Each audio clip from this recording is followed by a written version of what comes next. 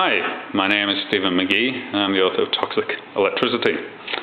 And we're here to talk about one of the subjects of toxic electricity, and that is the police. And I was recently passing through the state of New Mexico, and I actually got this speeding citation. You'll notice right here it says 60 in a 55 zone. So one of the things you're entitled to do with a speeding ticket is file a motion of discovery. So I selected to go to court because I was using a GPS unit, and I was also using my car speedometer, and I was aware that the police officer was around for the entire duration of the time that he was in contact with me, because he approached me from the opposite direction. I saw him coming around a bend, and I was also behind a very large, slow-moving truck. And I was actually doing 52 miles per hour in a 55 zone. I was not doing 60, and I had the 52 reading from my car speedometer. I also had the 52 reading from the GPS unit. So 2 units were actually telling me that I was doing 52. So needless to say, I was very surprised when I got the citation, and at the time I queried it with the police officer, and he still issued it. So that raised some flags up about the police officer's behavior as very unusual at the scene. And I'm not going to talk about the various forms of strange behavior that he showed. But the bottom line is, he gave this citation. He would not listen to us. And this was actually witnessed by my passenger. My passenger witnessed those speed readings that I was getting from the GPS and also from my speedometer. So I requested a bunch of information from the New Mexico State Police. I actually requested 54 items from New Mexico State Police. So this is what they actually supplied. They actually supplied number 1, number 2, number 4, number 5, number 6, number 16, number 17, number 37, number 40, number 41, number 42, number 43, number 49, and they pretty much ignored everything else, but I was able to get some of the information from the manual that they supplied to me. But one of the interesting things is although they agreed to supply 5 and 6, they actually didn't supply 5 and 6, because 5 and 6 is all speed equipment calibration logs.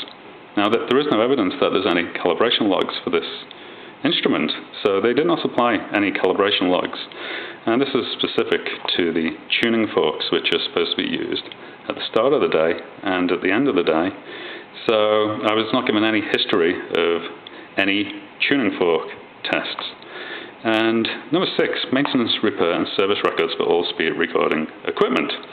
They were not supplied. I have no idea whether this unit, this radar unit, has a history of reliability or unreliability, because they refused to supply it. And I'm actually entitled to that information under the law. That's what the motion for discovery is about. So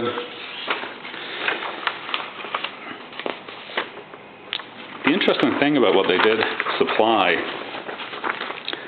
is it revealed some major flaws with the system.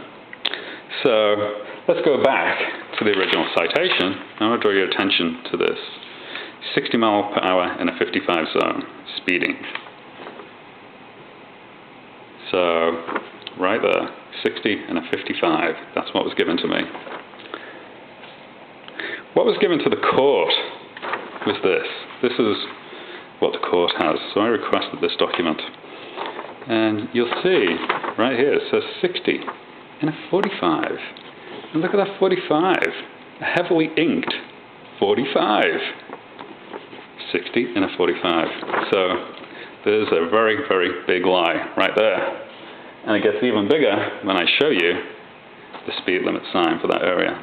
So this is the actual speed limit sign for that area. I went down there, I photographed it. It was 0.8 of a mile back from where the stop occurred. And I got my first sighting of the police officer 0.2 miles after passing this sign.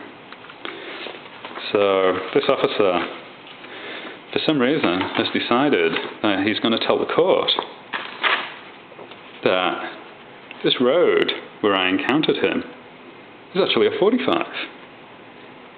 And it's not true. It's a 55. So there's a very, very big lie being told to the court right now about the speed limit. So let's see what other stuff we got. So one of the things that you're allowed to have is evidence that the officers actually trained on radar. And this is what I was given. It appears that on March 2nd to 4th, 2003, the officer spent 21 hours of training in the area of timing devices. And on February 16th to June 20th, 2003, the officer was doing state police recruit training. So it appears that he does actually have training on radar and is, by New Mexico State Police, actually trained to operate the unit. So that brings up another problem that I came across.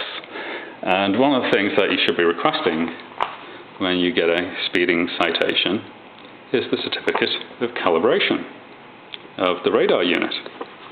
And this is what was produced. This is the certificate of calibration for the radar unit, the certificate of calibration for the 35 mile an hour tuning fork, and this is the tuning fork certificate of accuracy for the 65 mile an hour tuning fork.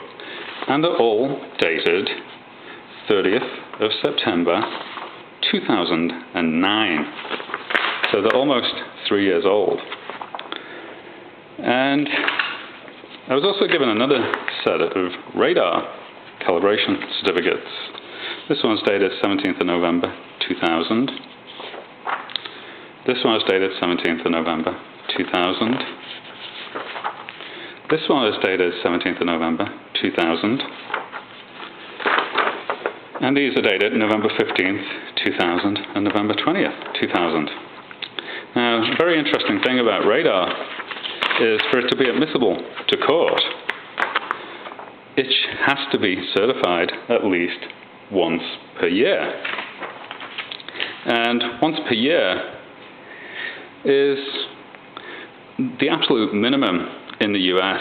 Some of them have to actually be certified, depending on which state you're in, they have to be certified every 6 months by an independent, nationally recognized testing laboratory. And it's very clear that looking at these radar certificates that on the 30th of September 2010, this radar unit was no longer certified and hasn't been certified since the 30th of September 2010. And it's actually illegal to submit any readings from this radar unit into an American court of law in the USA. So, for some reason, this officer has decided that, despite the fact that his certificate of calibration for this unit ran out on the 30th of September 2010, he's going to continue issuing citations with it, which are illegal. And the other interesting thing is, with this radar unit, is that on November 20th, 2001, it went out of calibration. And it appears to have stayed out of calibration until the 30th of September 2009. So, from November 20th, 2000 through to the 30th of September 2009, every single speeding ticket that was issued with this radar unit was illegal. It was not admissible to an American court of law.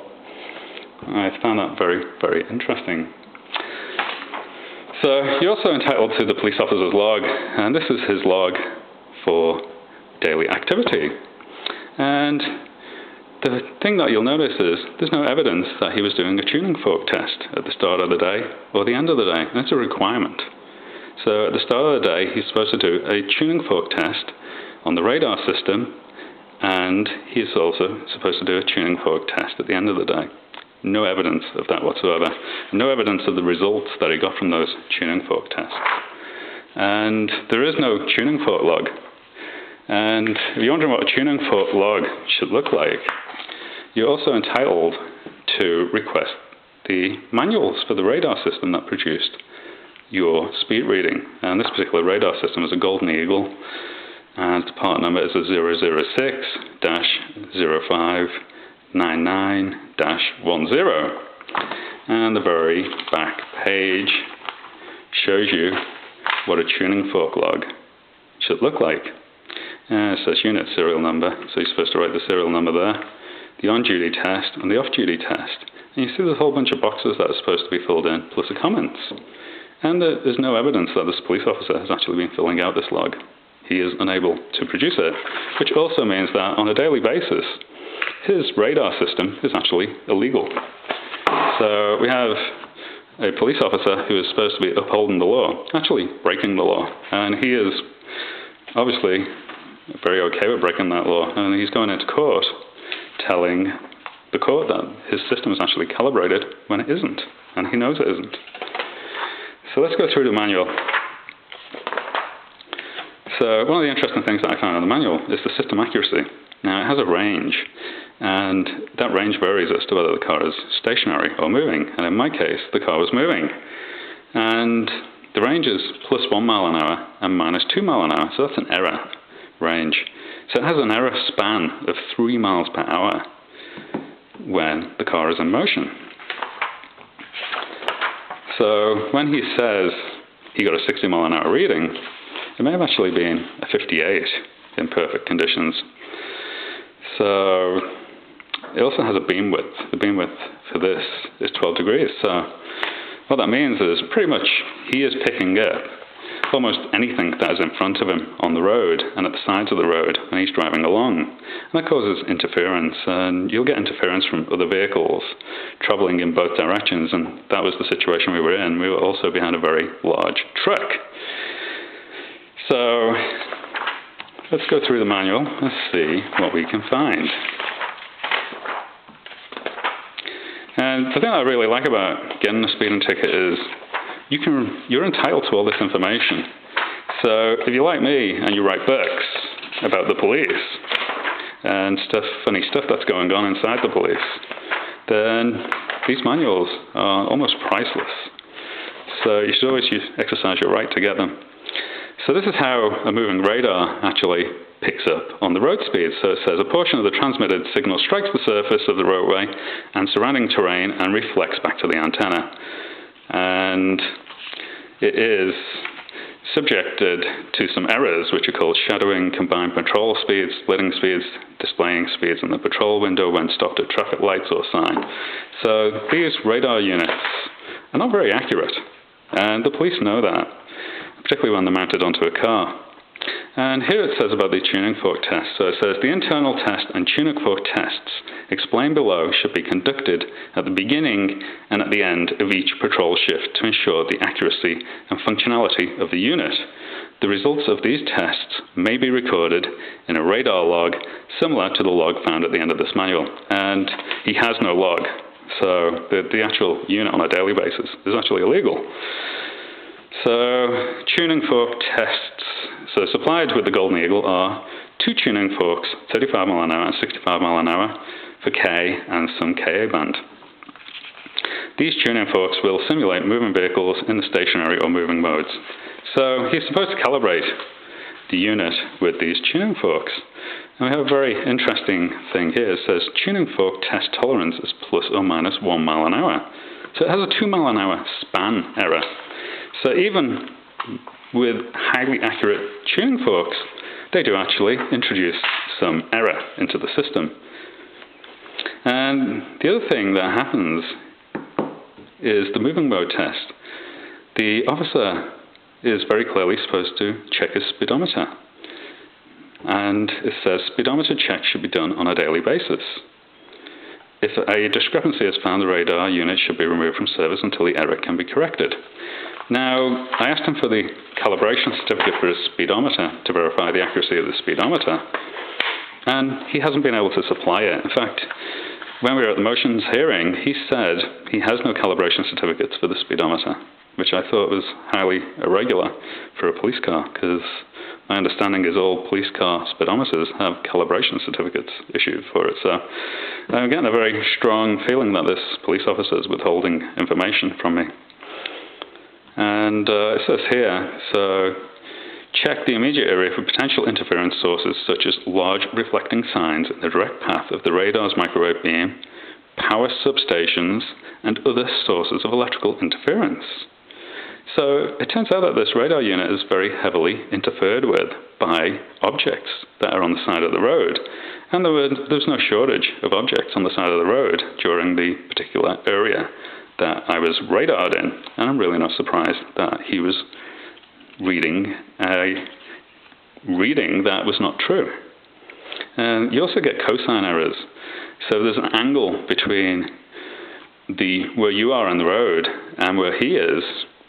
It will produce an error on the radar unit. And the interesting thing is, we were on a curvy road, so there was plenty of errors getting introduced into this unit.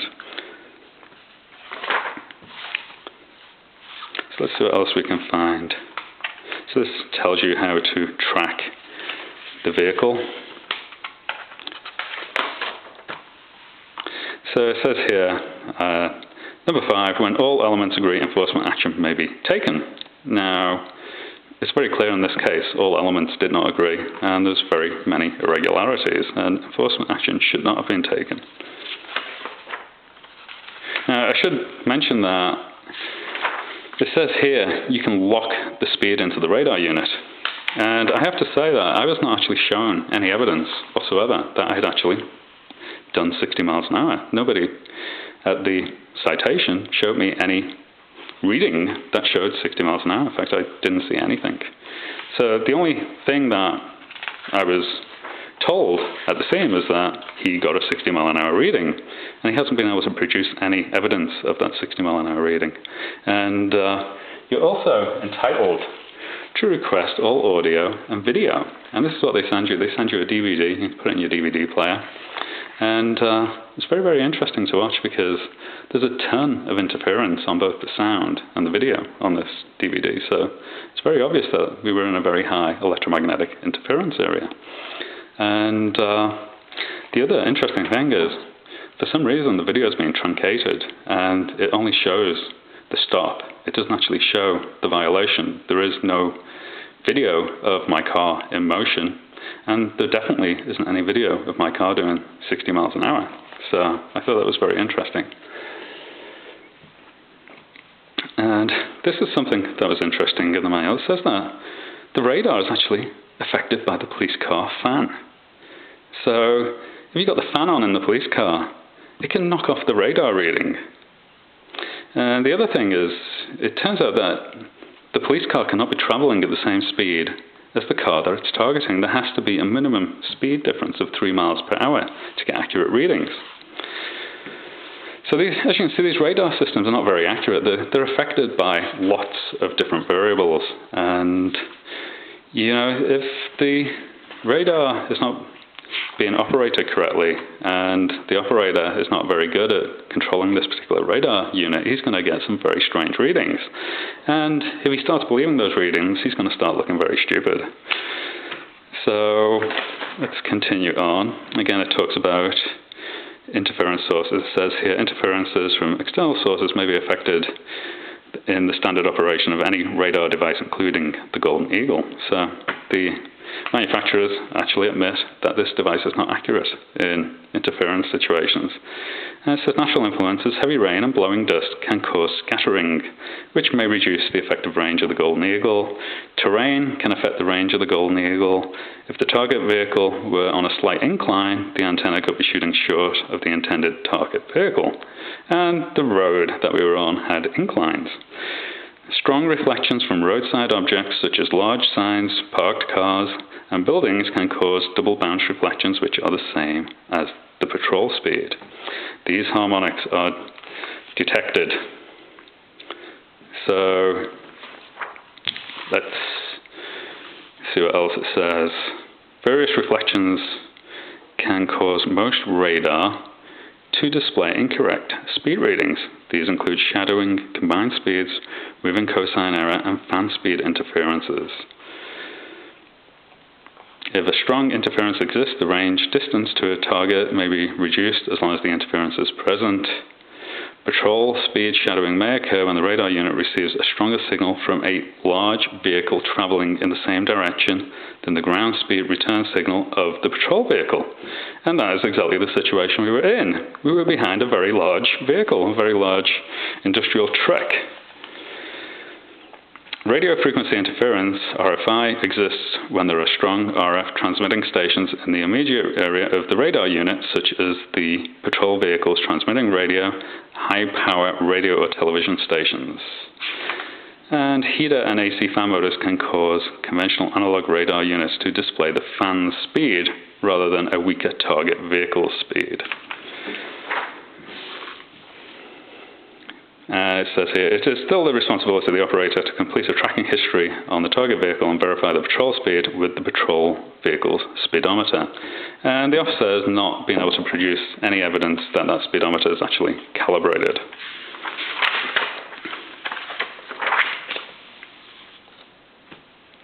So it says here, court establishes that a tuning fork test is an accurate method of testing the accuracy of a radar unit, and along with the visual observations of a trained operator, is an accurate means of determining the speed of vehicles. Well, the officer has no evidence that he was doing a tuning fork test. He has no tuning fork log.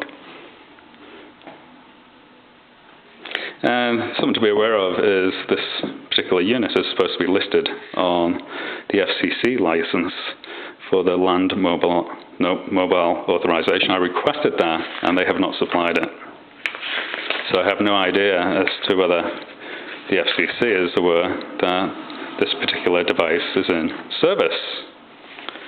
And here we get intermittent reading, sometimes caused by multiple targets traveling at or near the same speed.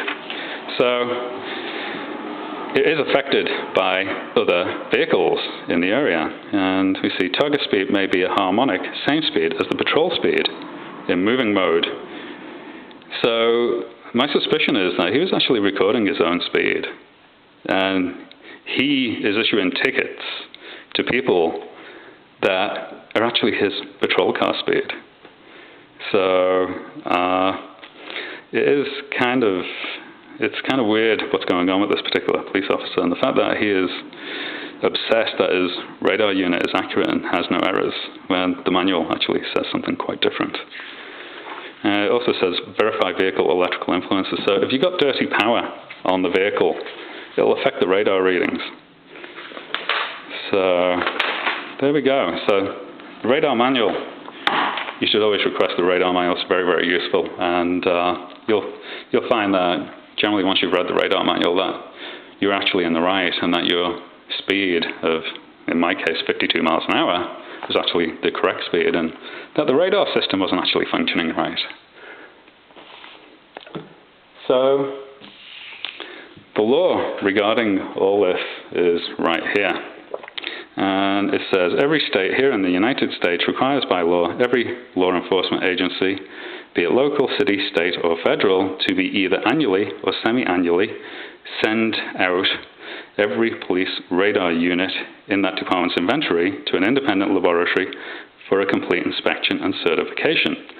The purpose of this is quite obvious. We want to be sure that every piece of radar being used by the police in proper working order, so that mistakes are not made and speeding tickets not issued in error or unjustly.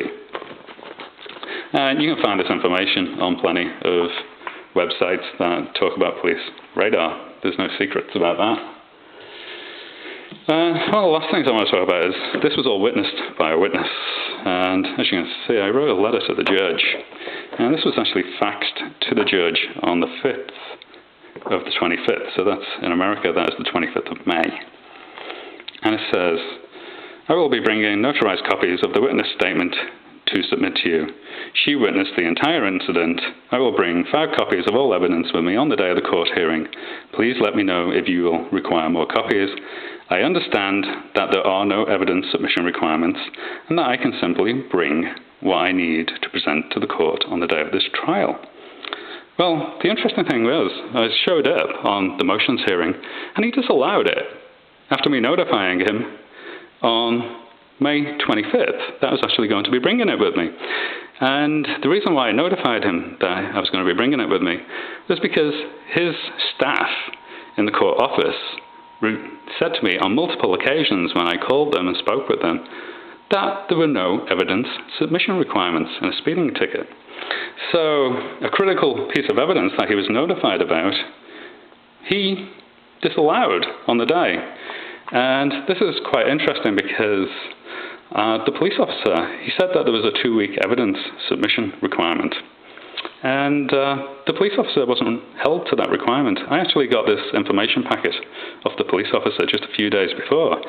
And I actually, on May 25th, on this fax to them, I actually said to them, could you ensure that I get the motion for discovery information at least 2 weeks before the trial date to enable me to put my defense together?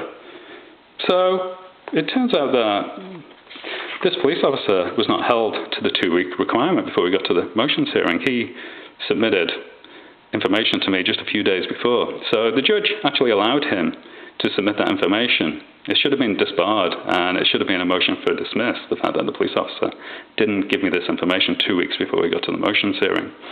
But that 2-week requirement, they applied to me. So there's something really corrupt going on with that particular court that I'm going through, in the fact that for some reason they're deciding a different set of rules applies to me than what applies to the police officer, which is very, very underhanded. And this is something I want to go over to you, is that you shouldn't believe what the court office tells you, because the court office may actually be trying to undermine your case because, well, they may want to see the police officer be successful. So something to be aware of is don't trust the court office. So I'm actually going to a non-jury trial on Monday, November 19th, 2012, in New Mexico, in Bayard Court.